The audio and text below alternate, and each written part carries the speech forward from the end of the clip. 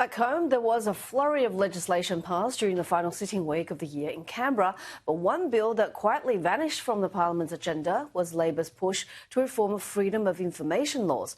Joining me live is Shadow Attorney-General Andrew Wallace. Hi there, Andrew. So do you think the amended FOI laws have gone, or will they quietly come back next year? Well, who knows, Leigh, but look, while the Prime Minister was crowing about the EPBC bill that passed this morning, one bill he wasn't crowing about was the FOI bill that the Labor government tried to ram through Parliament over the course of the last few weeks. This was essentially a truth tax on Australian people who wanted information from their government. It would have changed a requirement from within the Act of one of accountability and openness to one of secrecy. And I, for one, and the Coalition was just not going to have a bar of this bill. It would have expanded cabinet secrecy provisions. It would have been more cost to Australian public who wanted information, more cost to journalists. It did not have a friend in the world, Leigh. There was not one stakeholder group that were agreeable to these provisions. The government but there are complaints that the current FOI laws or the system is too slow. There are too many exemptions. There's still this culture of secrecy within government ministries. So how would you reform it? Well, the first thing I would have done is requested or required a whole of Act review, and that's something that the stakeholders have been calling for some time. There's no doubt that the FOI Act needs work. There's no suggestion about that. But what the government was putting forward would have ingrained greater secrecy and less accountability and transparency. And when you look at what the government came to at the 2022 election, they promised greater accountability, they promised greater transparency, and this bill would have done exactly the opposite. But is there not also a case for example, increasing productivity, driving up efficiency by streamlining some of the requests for freedom of information? Well, Leigh, we believe in accountability.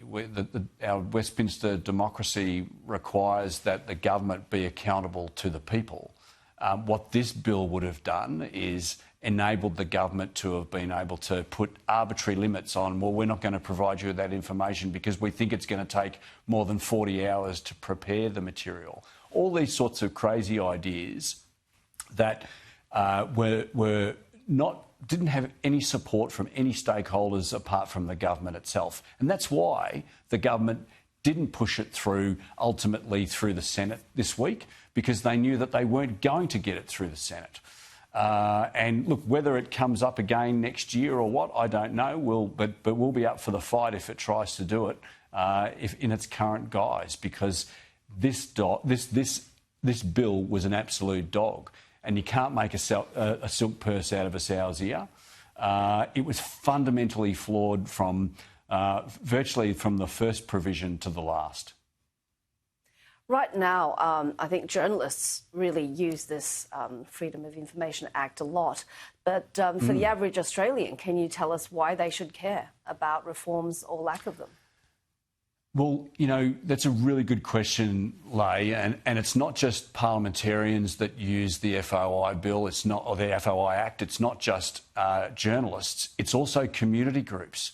It's also just everyday average citizens that want to find out what the government's, planning down the end of the street.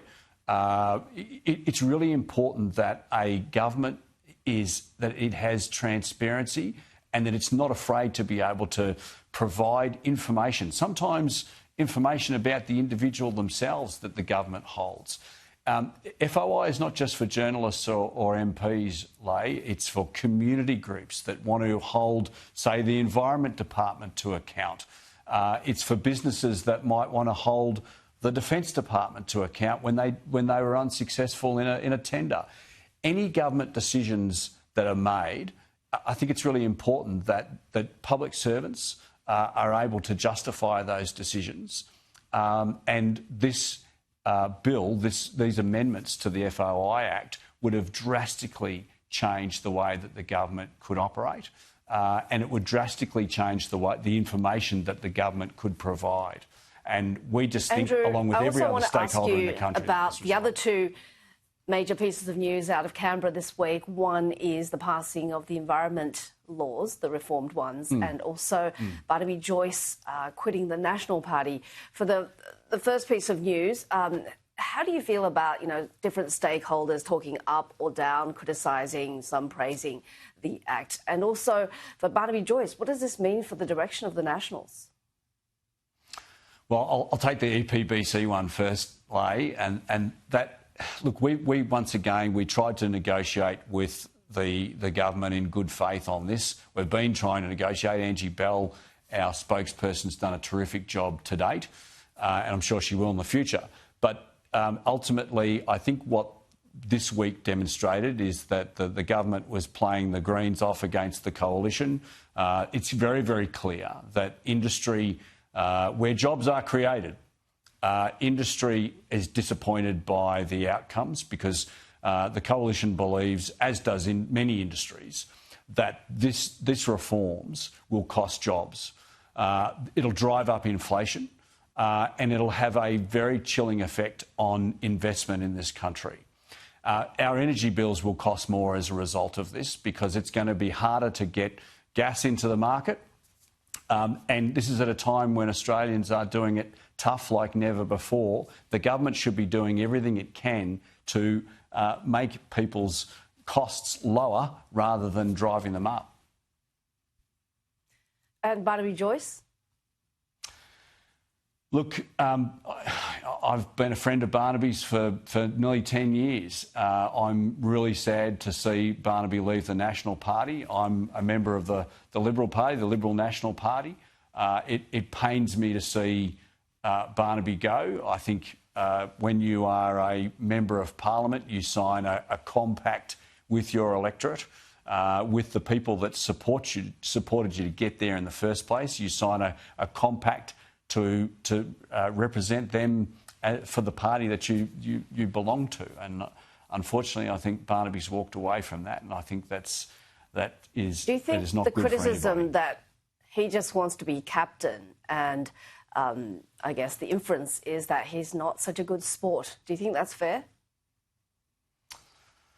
Well, look, I just don't know how this arrangement's going to work with two very, very strong characters in Pauline and Barnaby if he indeed ends up going to One Nation, and we don't know if that's going to be the case yet or not. But if it does eventuate, I just can't see how two very strong characters are going to be able to work together like that. We'll see. Well, thank you so much for your time. Andrew Wallace, Thanks, Leigh. Shadow Attorney-General. Authorised by Andrew Wallace, LNP, Boccarina, Queensland.